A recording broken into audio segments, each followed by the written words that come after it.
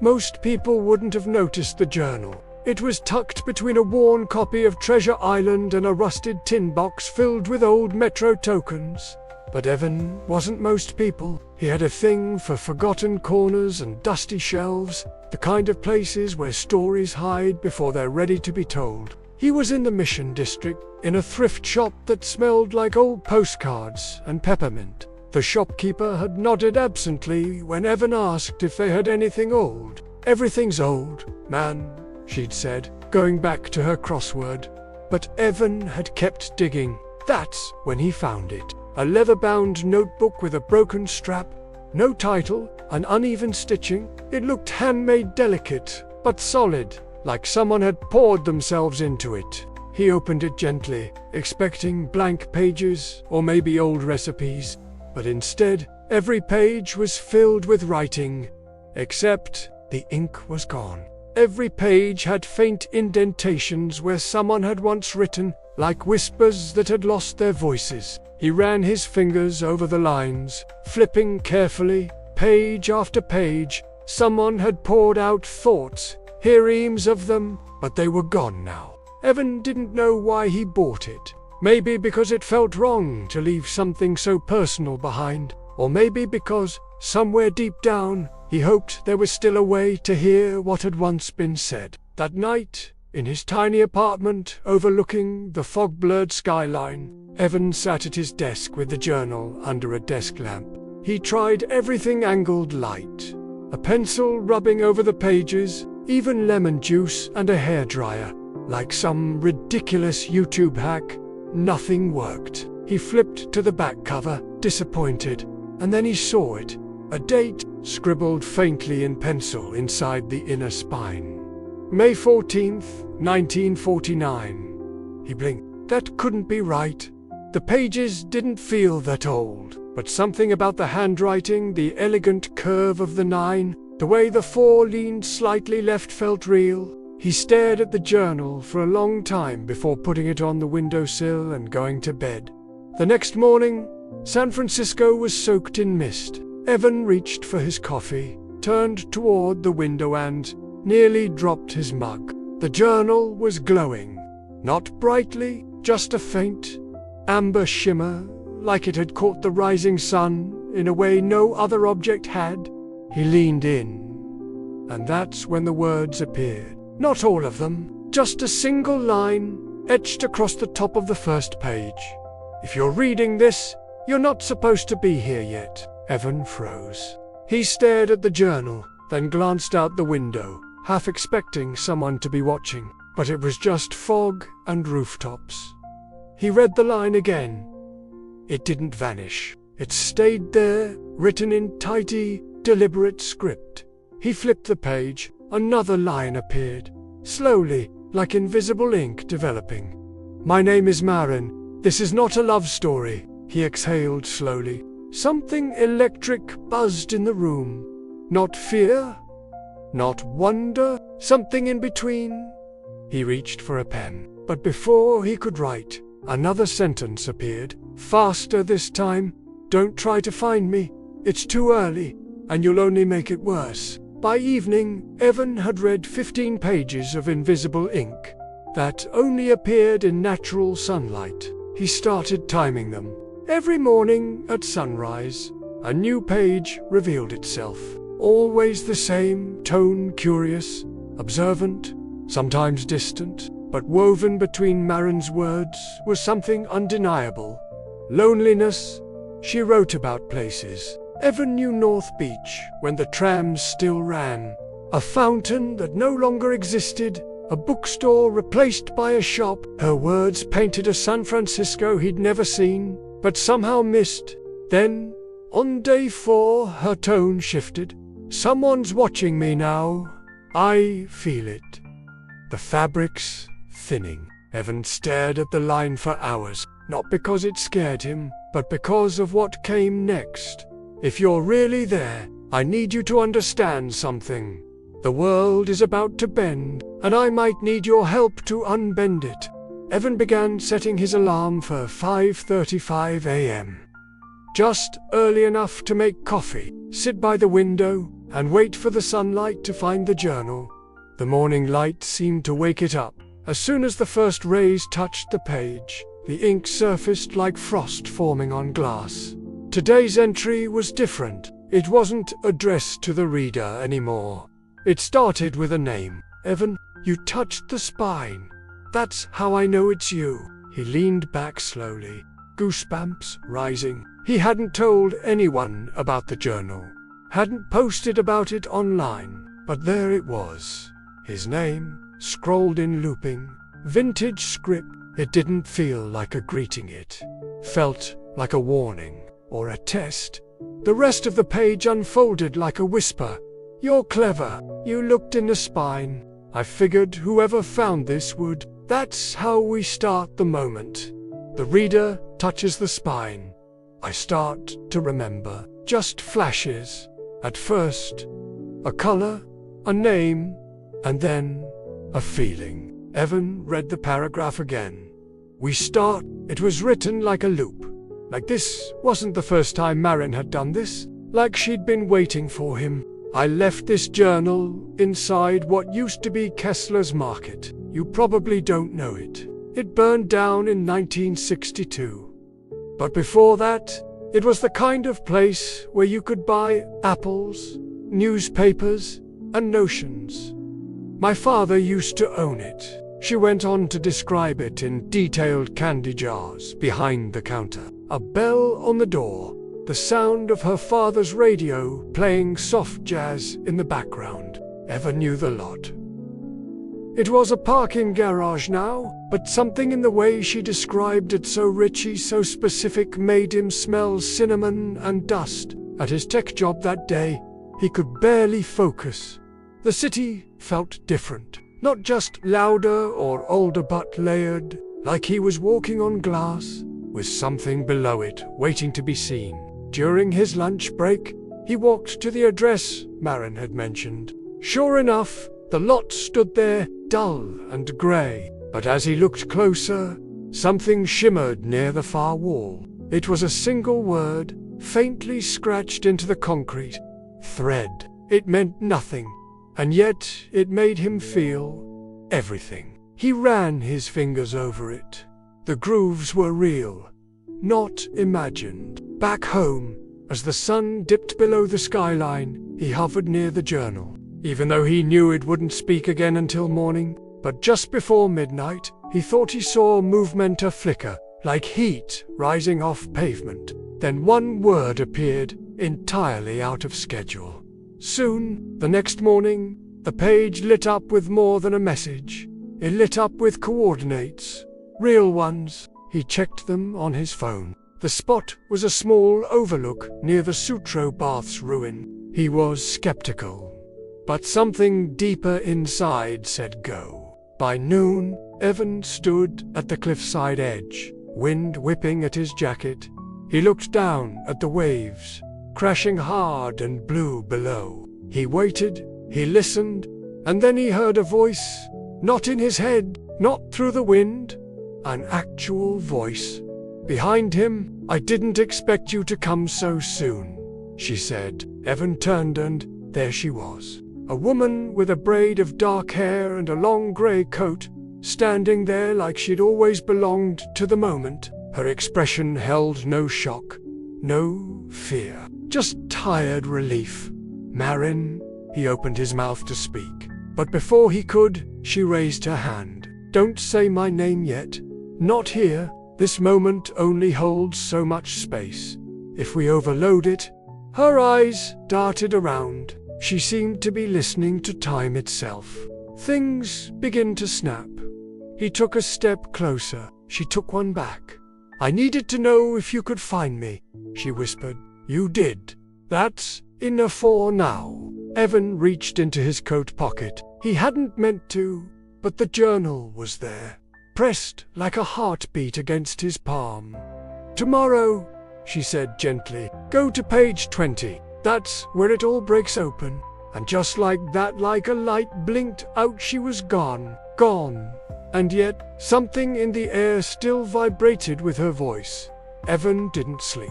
He lay in bed with the journal tucked beneath his pillow like it might whisper to him in his dreams. It didn't, but when dawn cracked open the sky over San Francisco, he was already awake, pacing by the window, coffee forgotten on the sill.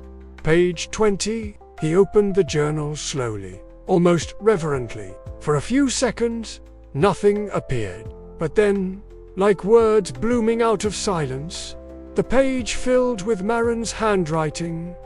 I didn't have much time yesterday. I had to bend the moment just to reach you. I hope it didn't fracture anything.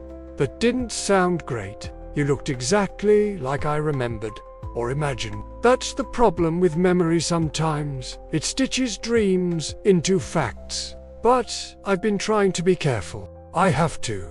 You need to know something important before this goes any further. I didn't time travel. Evan blinked. That was unexpected. Not in the way you think. I've never stepped into a machine or walked through a portal. I've never leaped years or landed in the future. I write. That's how I travel, she went on to explain. This journal is part of a small, impossible experiment. One my mother started and I continued. The ink I use is from a plant that only grows in one forgotten corner of the world. Its name doesn't matter. What matters is that it responds to memory, true memory and intention. I write, and when the time is right, someone reads. Evan sat down slowly. She wasn't from the future. She was writing from the past. A static voice calling forward, not a traveler, but a tether. I don't know when you are, but I hoped you'd be kind. I hoped you'd be real. And most of all, I hoped you'd see me. He did. That was the problem. Every word she wrote, he saw her more. Not in full, not yet, but in pieces. Her voice had already carved out a space inside him. Not romantic, not exactly, but intimate. Like discovering a long-lost photograph of someone who looks like they knew you before you were born. He spent the afternoon walking to clear his head. At one point, he stopped at a corner cafe near Union Square, something he never did. The place looked like it hadn't changed since the 50s. Chipped tile, a brass cash register, and a jukebox that played real records. He ordered tea, sat by the window, and flipped open the journal again. There was something else beneath page 20, a folded piece of paper. It wasn't there before. He unfolded it, heart thudding. It was a page from the San Francisco Chronicle, dated May 16, 1949. The headline read, "Missing Girl Vanishes from Library. Witnesses claim she disappeared into thin air." Below the headline was a photo.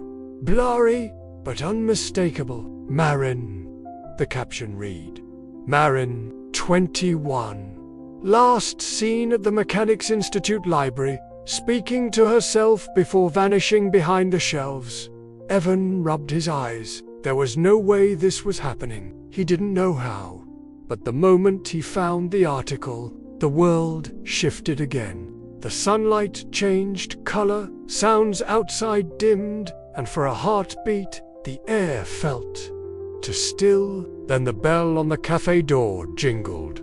He looked up. There, standing in the doorway, was a man in a dark gray suit. His hair was slicked back, his expression unreadable.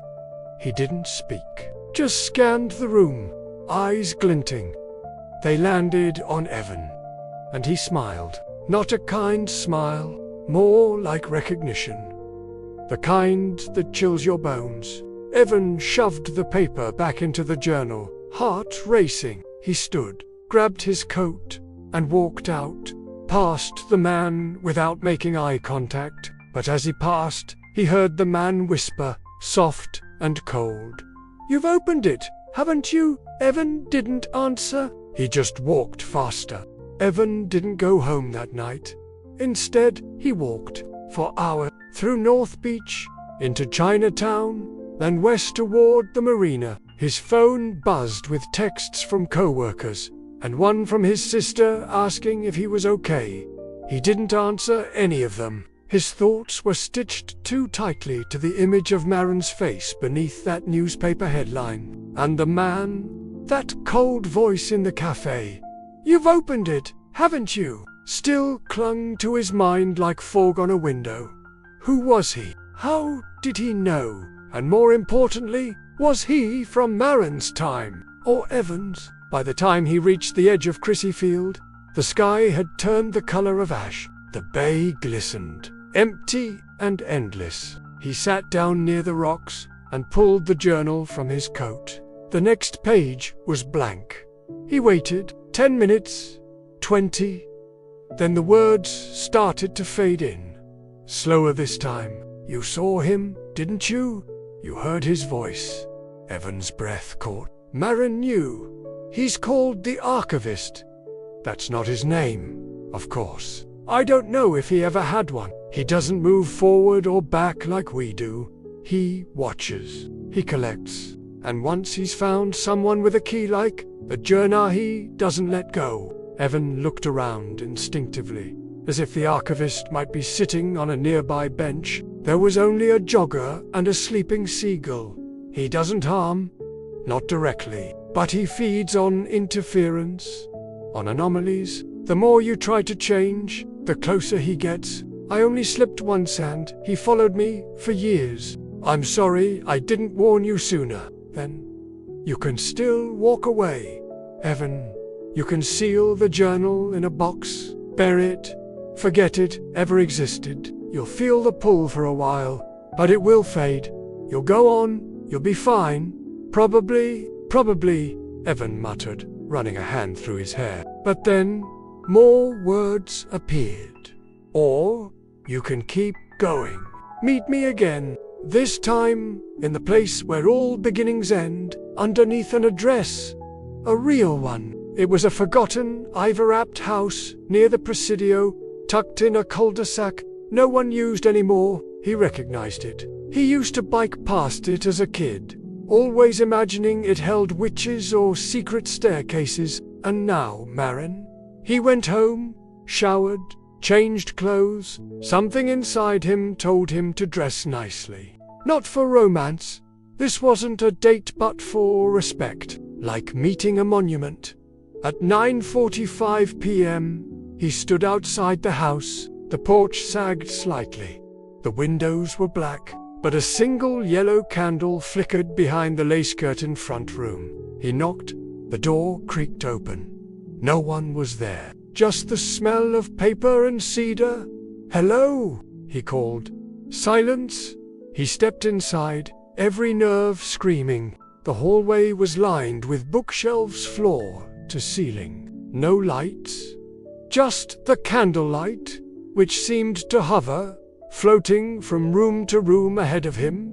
He followed it, through the sitting room, past a dusty piano, into what looked like an old study. There on the desk lay a photograph. He picked it up.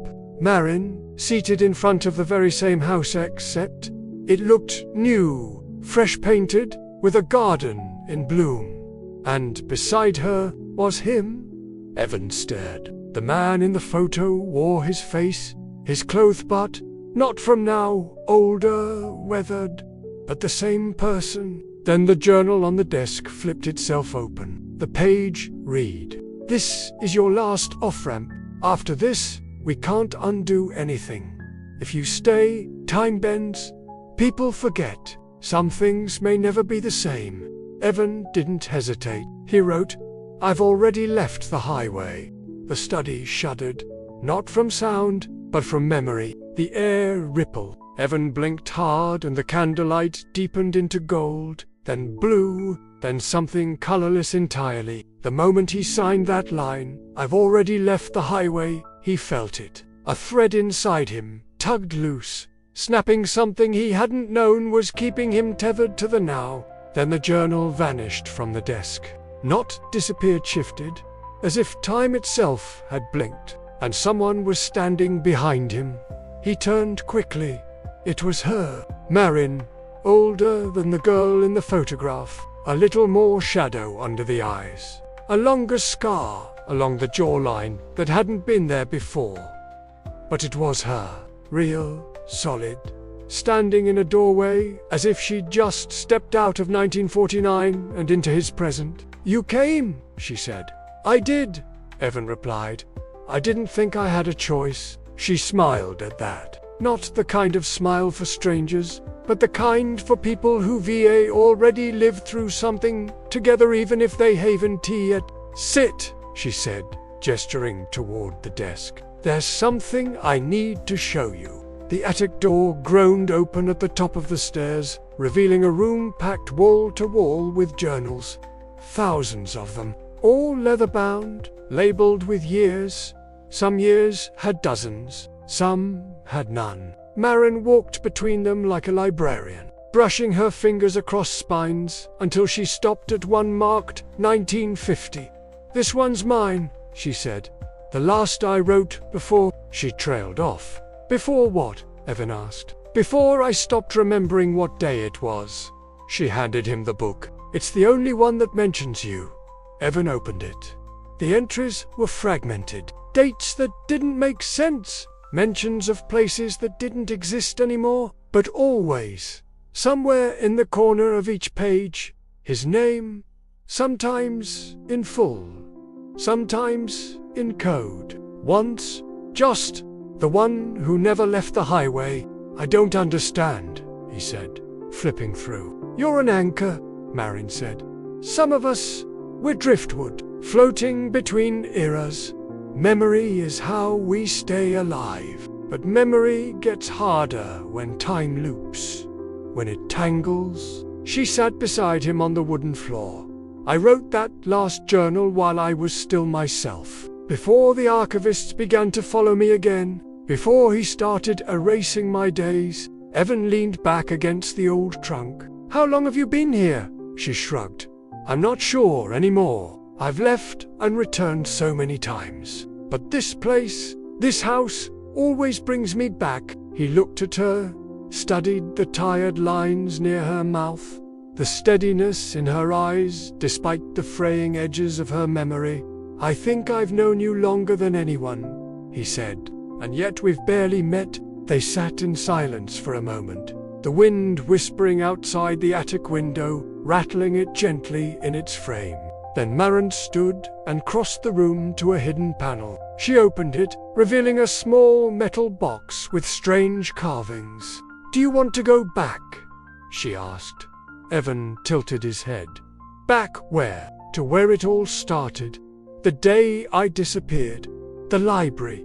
The books. The first ripple." He hesitated. "Is that even possible?" Marin smiled faintly. "With this box, time doesn't rewind. It reopens." She placed it in his hands. "You go back. You make sure I never vanish. But you can't let me know who you are. If I remember you too soon, the archivist will close the loop." Evan nodded. "What happens to you?" Marin gave a quiet laugh. "I'm still here, just somewhere else on the thread." As he opened the box, he felt the now drain away. The attic dissolved. The weight of present peeled off his skin like fog lifting from Morning Street, and with a sudden jolt, he was standing outside the Mechanics' Institute library. In 1949, the door creaked open, and somewhere inside, Marin Calloway was about to vanish unless he could stop it. The sound of typewriters echoed from somewhere deep inside the library, each click and ding forming a rhythm that made Evan's heart race. The year was 1949, yet the air felt freshly familiar, a mingling of dust and oak shelves, whispers of old pages, and the faint perfume of someone not quite here yet. He stepped through the vestibule and was struck instantly by how much quieter the world used to be. Even San Francisco's usual bustle felt gentler in this time. No phones, no car horns, just footsteps and paper. The man at the reference desk eyed him with suspicion, probably because Evan still wore modern sneakers.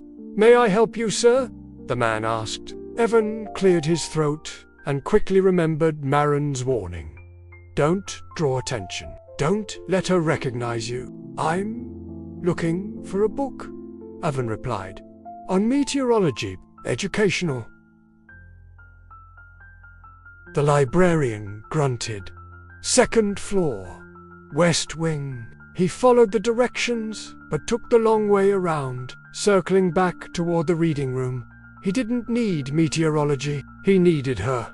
He peeked past the heavy doorframe, and there she was, Maren Calloway, younger, still her, but lighter somehow. She sat near a tall window, a notebook open in her lap, scribbling furiously as a shaft of afternoon light made her hair glow golden. Every few seconds, she'd pause, look around, then whisper something under her breath and scribble again. Invisible ink, Evan thought. This must be the moment she writes the page, the very first message. A rustling sound broke his focus. At the far end of the room, a man in a charcoal coat entered. Tall, severe, wearing leather gloves despite the warmth. His eyes flicked across the room, just once before landing squarely on Maren. Evan recognized him immediately. The archivist, his heart seized. The man moved like a shadow dressed in skin, smooth and deliberate. His gaze lingered on Maren, not with curiosity, but with possession, like a collector admiring something already shelved in his mind. Evan ducked behind a bookcase and tried to breathe. He couldn't confront him. Maren couldn't see him, and if the archivist knew Evan was here back in a time he didn't belong, everything would collapse. He waited. The archivist approached her table, gently tapped it with one gloved knuckle. Maren looked up. He smiled. Their conversation was quiet, too far for Evan to hear, but he recognized the body language. The archivist was charming, serpentine, offering answers to questions no one asked. Maren hesitated, then nodded. No, she was taking the bait. Evan scanned the room and spotted a cart filled with hardbound laces. With a deep breath, he knocked it over. The books tumbled with a thunderous crash. Maren jolted. The archivist turned sharply, and Evan ran. He bolted down the corridor, heart pounding. Behind him, footsteps followed, measured but closing. He dashed through the fire exit and up the stairs. He knew this library. The top floor had a window that didn't lock. As he reached the attic archives, he turned a thing. No footsteps, no sound, just the weight of silence again. Until, quite the performance, came a voice behind him. The archivist stood in the doorway, completely calm. "You always were dramatic," he said, "but now you're getting messy." Evan stepped back. "Stay away from her. She's already marked," the archivist replied. "She always was. You're not protecting her, you're dragging her deeper. She's not yours. She's not yours either." Evan clenched his fists. "You won't stop her." The archivist smiled. "You're not the first who's tried, and I assure you, you won't be the last." Then he vanished. Not stepped away, not disappeared, vanished, like he was never there at all. Evan slumped against the wall. The box in his coat pocket pulsed warm. One page remained in the journal. Just one. He pulled it out, heart still hammering. Maren had written, "You did it. I saw you from the window. I didn't know what I saw at the time, but now I remember. The noise, the man's face. You turned fate sideways. It's working. But there's one more thing. You have to meet me again, Evan. Not in the past, not in the now. In the place between, where we both wrote, but neither remembers. Come to the bridge." Evan closed the book, his throat tight. The bridge, he knew the one. Not the Golden Gate. The footbridge in Alamo Square, where tourists snapped selfily, where fog rolled in just before sunset, where, a lifetime ago, he'd once read a strange poem carved into the bench. It ended with, "The ink may vanish, but the words remember."